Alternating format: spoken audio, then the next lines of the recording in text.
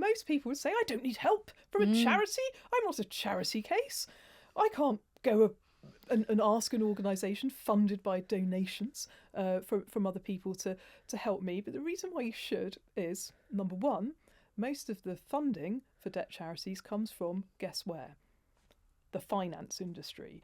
Because they have a legal and regulatory obligation to help customers who are in problem debt, and a certain percentage of customers will fall into problem debt, no matter how big the warnings are. People's life circumstances can change, all kinds of things can happen to tip an individual from feeling comfortable about borrowing money to all of a sudden feeling very fearful about how they're going to pay that money back.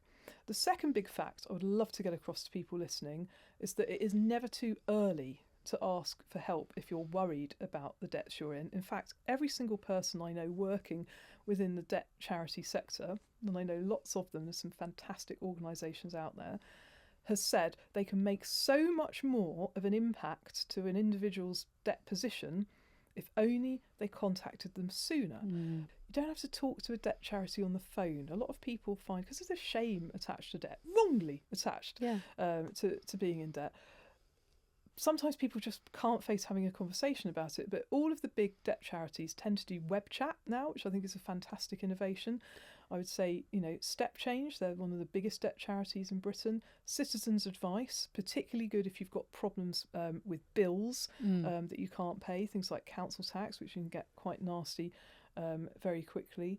And then if you've got any sort of intermingling of business debts and personal debts, maybe you're self-employed, Business Debt Line are the place to go. All of these places are free to contact, and the advice that they give you is free.